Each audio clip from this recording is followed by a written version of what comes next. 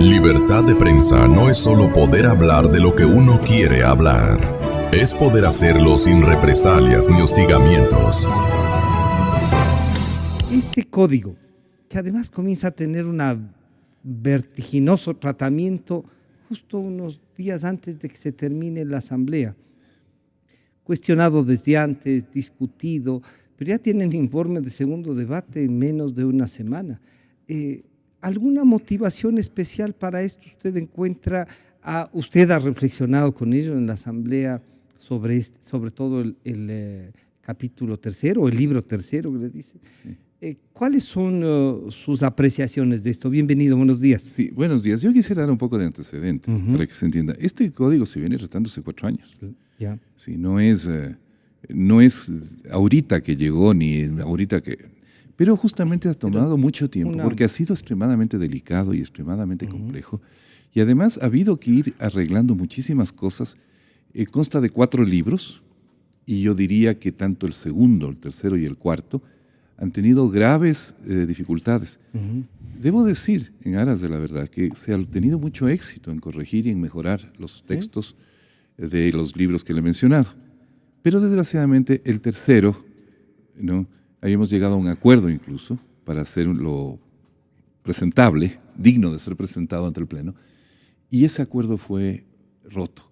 No por la voluntad de los asambleístas, sino porque el Ejecutivo nos hizo saber que no era aceptable lo que nosotros estábamos presentando, que era básicamente, para resumirlo, la idea de la creación de una fuerza conjunta, policía, Fuerzas Armadas, especializada en la seguridad de dignatarios del Presidente de la República, por cierto, pero que estaría como una especie de fuerza integrada. Incluso habíamos pensado que no era necesario un libro especial para eso, simplemente había que poner en la Ley de Seguridad Pública del Estado o en la Ley Orgánica de Fuerzas Armadas, donde correspondiera, que tenía que haber este servicio especializado en protección de personas, de personas con necesidades especiales de protección, dignatarios, ¿no?, incluso visitantes extranjeros. Teníamos ese acuerdo, pero el Ejecutivo insistió entonces que se repusiera. En su texto. Sí. Luego llegamos, la comisión, después de mucho discutirlo, que unánimemente, todos, sin excepción, ¿no?, incluida doña María es más, debo decir en aras a la verdad que doña María Bustacalle se opuso desde el principio al tercer libro. Incluso cuando yo era presidente de la comisión, ella se ponía más que yo. ¿Ah, sí? Sí, claro. Y ella lo ha dicho públicamente, por eso me atrevo a decirlo públicamente, no creo que cometa una infidencia, ni estoy siéndole desleal. Al contrario, al contrario, se ha hecho público en la ella ha sido muy enérgica y vigorosa en señalar que para ella es impresentable que se pueda crear una fuerza de civiles con armas, ¿no? Cualesquiera que sea la figura que se busque, tendrán que tenerlas, ¿no? Claro. Porque para cumplir ese tipo de funciones no se puede hacerlo con buenos argumentos ni con simpáticas sonrisas, ¿no? Y en ese sentido estuvo toda la comisión de acuerdo, y estando yo ausente del país, en una sesión de hace 2 semanas, se acordó archivar el tercer libro por unanimidad de la comisión. Y a mí me parecía muy bien, porque realmente era un incordio, ¿no? Si no se podía salvarlo de la forma que nosotros habíamos propuesto, entonces era mejor prescindir de algo que solo estaba provocando eliminar inquietud. El tercer libro. Y que estaba, además, con los resultados de las elecciones, también teníamos la sensación de que la parte de la nación que se encontraría en extrema suspicacia frente a este libro iba a crecer mucho, iba a ser al menos la mitad de la población. Y yo sospecho que más de la mitad, porque mucha gente de país tampoco las tiene todas consigo, ¿no? Y insisto, tal vez me van a desmentir, pero funcionó esto de Carondelet. En 6 días los asambleístas del país cambiaron dramáticamente de criterio. Y debo decirles sin argumentos, ¿no? Porque hubieran tenido que argumentar en contra de lo mismo que habían argumentado una semana antes. Y yo no voy a emitir un juicio, respeto mucho las razones que puedan haber tenido, no las conozco en cuanto a argumentos, pero votaron de esa manera a la reconsideración y repusieron el texto. Y el día sábado, en una sesión también poco usual, porque en día sábado, ¿no?, se elaboró un texto que intenta resolver algunos de los problemas, pero que a mi juicio deja subsistente la objeción principal, que es la violación del artículo 158 de la Constitución y la extrema peligrosidad de crear un cuerpo de civiles que tendrán que estar armados, dígase lo que se diga, a las órdenes del Presidente de la República, o en otras palabras, bajo un comando partidista. Porque el presidente de la República será de algún partido. Claro, ¿no? El día de mañana no será presidente Lenín Moreno, podrá ser presidente, póngale usted el nombre, de cualquier partido, y tendrá que tener una fuerza de su confianza, y esa obviamente tendrá que estar hecha de personas. Disolverse la que tenía antes. Vamos a tener el peligro de que cada 4 años haya que volver a empezar de nuevo. Porque si yo soy... Con lo cual se pierde... Le voy a poner nombres, y me perdonará si uso nombres de personas que conocemos. Imagínese usted, supuesto no consentido, que día de mañana el abogado Jaime Nebot fuera presidente de la República y heredara el cuerpo de protección presidencial del presidente Lenín Moreno, o del presidente Rafael Correa, o del presidente Abdalá Bucaram. Claro, sí. Sería impensable. Y además es inquietante que haya un cuerpo de gentes armadas bajo comando partidario. Porque es muy importante tener en cuenta lo siguiente: Fuerzas Armadas y Policía Nacional no son partidistas. Son no deliberantes y son apolíticas. Protegen al presidente de la República. Al que sea. Exacto, es una cosa institucional. Si el presidente de la República es de extrema izquierda, es el presidente de la República, se le protege igual que si fuera el presidente de extrema derecha o que fuera el presidente Lucio Gutiérrez o el que sea, ¿no? Y así han venido haciéndolo históricamente en nuestro país. Gravísimo es que, en cambio, la protección presidencial esté en manos de gente que necesariamente será seleccionada por su lealtad partidista. Traigo a memoria lo que pasó en Chile con el presidente Allende. Él creó un cuerpo de protección presidencial personal que le llamaban los GAP, Grupo de Amigos Personales. Como no había una forma institucional de decirlo, dijo, son unos amigos que me protegen, ¿no? Esa fuerza, primero fue, por supuesto, incapaz de protegerle a Allende el día del golpe. Obviamente no podía enfrentarse a un ejército regular. Y por otro lado, creó mucha suspicacia. Fue uno de los factores, fue una de las desafortunadas decisiones que aumentaron la polarización política e hicieron temer terriblemente a la población chilena, sobre todo los que no eran partidarios del gobierno de la Unidad Popular. ¿Con quién se iban a enfrentar? Claro, fue un factor irritante y además llevó a Fuerzas Armadas a decir, están creando un grupo de milicianos armados que el día de mañana se enfrentarán a nosotros, preparando una especie de toma del poder violenta. Tal vez esa no era la intención. El presidente Allende seguramente no tenía esa intención. Pero eso fue lo que mucha gente en Fuerzas Armadas sintió. Y eso contribuyó a las condiciones que llevaron al trágico desenlace, ¿no? Cuya primera y más notable víctima fue el propio presidente Allende, ¿no? Cuya memoria siempre yo guardo mucho respeto. Entonces, ¿cómo observa usted? No estamos siguiendo una hoja de ruta y claro, cuando uno ve Venezuela se asusta y dice, estas fuerzas paralelas a las fuerzas del orden, a las fuerzas militares, creadas, como nos ha dicho el asambleísta Bustamante, partidísticamente y que pueden responder al partido y no al Estado, no se salen de nuestra Constitución. Él mismo nos ha dicho, sí violan al artículo 158. Bienvenido, general, buenos días. Buenos días y muchas gracias por la invitación. Efectivamente, podemos catalogar el caso como un abuso de poder, como una burla a la Constitución y a las leyes de la República y como un ultraje a las instituciones y, por supuesto, a la identidad de los asambleístas de la Asamblea Nacional. Por consiguiente, este cuerpo civil armado se debe interpretar más bien como una guardia de la revolución, que es la intención política donde se quiere llevar. Y obviamente, no solamente porque exista un antimilitarismo, sino porque los intereses de mantener la revolución por 300 años, más o menos era lo que se había estimado, lleva por lo a menos este la pensamiento. Constitución era esa, ¿no? Pero no son asuntos teóricos o simples. El artículo 154 de la Constitución está estableciendo precisamente que los ministerios se encargan de ejercer la rectoría de la política pública de su respectivo sector. Rectoría. Pero lo que está ocurriendo, que se les está transfiriendo a los comandos de fuerza, en este caso Policía Nacional, en órganos operativos. Y quienes deben planificar son los ministerios, en este caso el Ministerio del Interior. Y me refiero en forma concreta, artículo 42 de este proyecto de ley. Dice, el ministro o la ministra del Interior tendrán como funciones elaborar planes, programas y proyectos en materia de seguridad ciudadana. Y en el artículo 43 dice, el comandante general de policía está dentro de sus atribuciones conocer, controlar y evaluar. Es decir, que el comandante general de policía, como es el jefe del Comando Conjunto en correspondencia, todos sus más de 30 años de formación profesional, con conocimientos, habilidades, destrezas, capacidad de comando en cada una de las funciones que tenga en sus jerarquías, desde subteniente hasta llegar a general, es suplantado por una persona X que automáticamente viene a planificar. Y a las Fuerzas Armadas y a la policía les transforma en órganos operativos de ejecución, de verificar que el plan elaborado por el ministro esté bien cumplido en sus intenciones, en sus propósitos, que como se ha manifestado, evidentemente serán absolutamente políticos. Y no es solamente en estos dos artículos.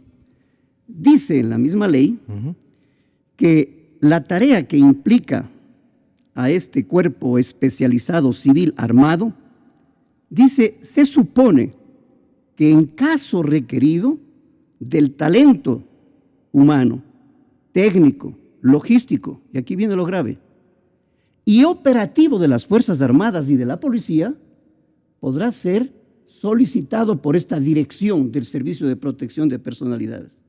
Ah, caramba. Más grave aún, no solamente que puede ser solicitado, sino que, de ser así, quien dirija las acciones, quien tome las decisiones, será este director sobre las Fuerzas Armadas. En otras palabras, el Comando Conjunto de las Fuerzas Armadas y el Comando General de Policía se subordinan a las decisiones de este superministro creado para que ejecute la planificación, llamémosle política, antes que de seguridad ciudadana.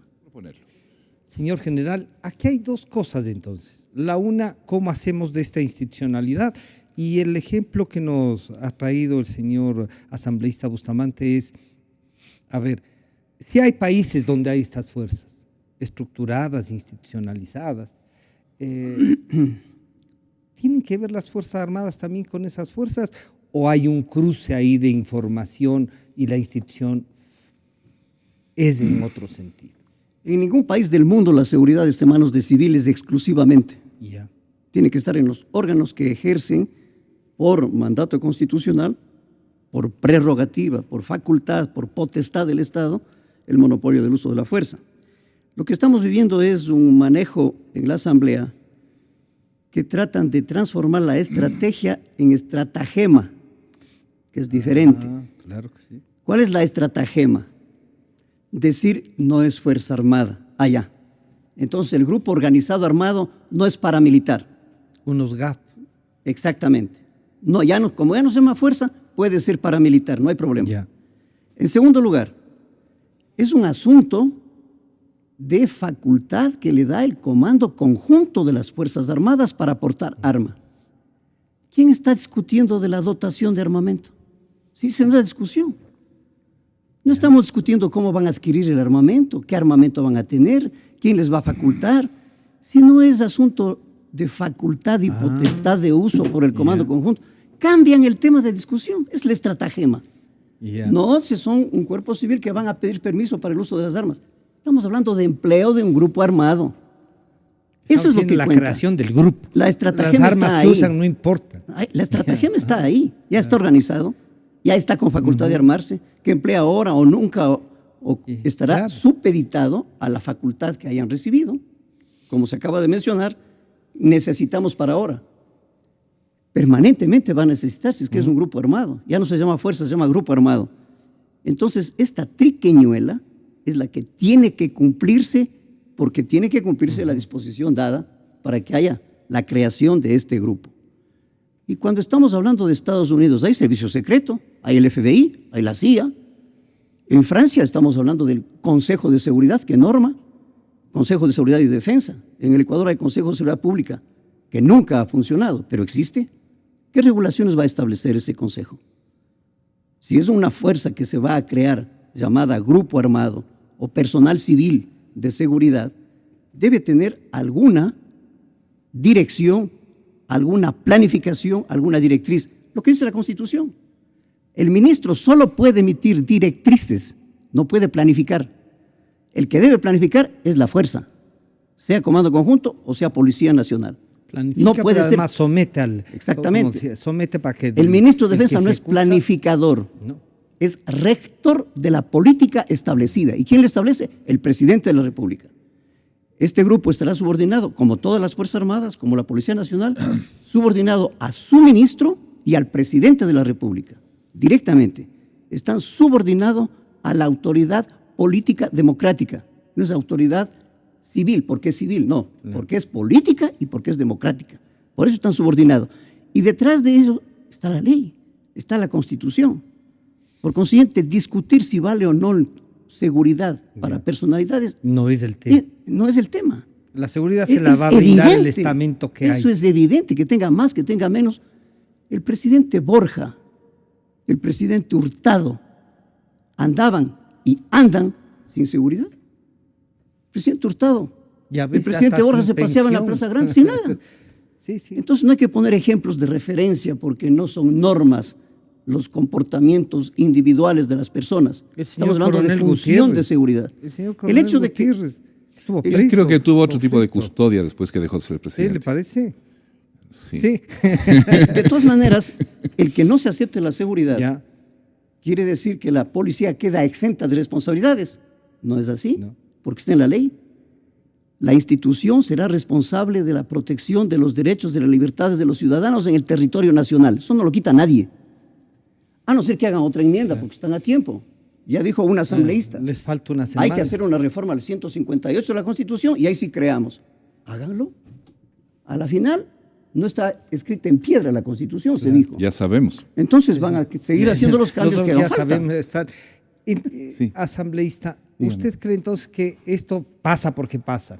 No servirá, y se me acaba de ocurrir, no sé, todo lo que ustedes han debatido, las actas de la comisión, el acuerdo al que habían llegado para eliminar, para demandar, en virtud de los argumentos de ustedes, demandar la inconstitucionalidad, y nos harán caso en la Corte. Quiero hacer dos precisiones.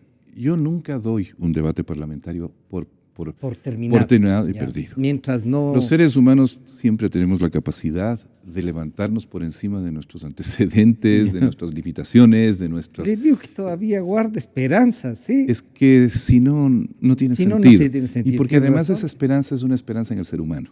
Es una esperanza en mis colegas, es una esperanza en personas que conozco y que sé lo que piensan y sé lo que valen, ¿no? Más allá de las condiciones en las que trabajan, ¿no? Por lo tanto, yo temo lo que usted dice, pero espero que no sea así, ¿no? Esperemos que usted tenga mejor olfato en eso. No es un tema de olfato, es un tema de esperanza. Sí. Bueno.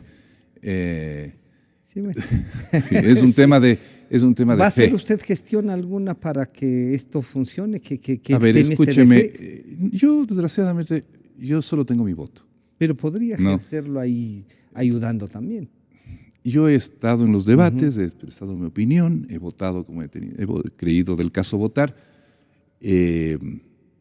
Por supuesto que en el debate expresaré mi punto de vista, pero finalmente, porque así son los hechos de la política, es la bancada de país la que tiene los votos, es la que está en condiciones de decidir esto. Yo no soy quien para decirles lo que tienen que hacer, ¿no? Pero con esperanza les puede pedir a que por lo menos nos atengamos al debate, que por lo menos tendamos a los argumentos y los tomamos con seriedad. Y si hay buenos y mejores argumentos que los que yo he presentado, maravilloso, ¿no? Convenzámonos los unos a los otros. A ver quién convence, pero dejémonos. ¿Quién convence a quién? Pero dejémonos la oportunidad. Dice el señor general Jarrín no le mueve a usted a decir, oigan, estamos entrando en un terreno medio pantanoso, por decirlo menos. Sí, creo que estamos en un terreno pantanoso. Por cierto que estamos. Creo que este proyecto es realmente inconveniente. Por eso me he opuesto a él. No al conjunto del proyecto. En eso tal vez voy a discrepar. ¿no? Hay partes del proyecto que han sido muy mejorados, ¿no? que el libro cuarto, en fin. Creo que yo no tengo inconveniente con eso. Pero esta parte en particular. Eso por un lado, debo decirle. Veamos qué pasa. Ojalá tengamos la posibilidad de por alguna vez decidir sobre la base del mejor argumento. Del mejor argumento. Sí, sería una buena manera de despedirnos. ¿Sí?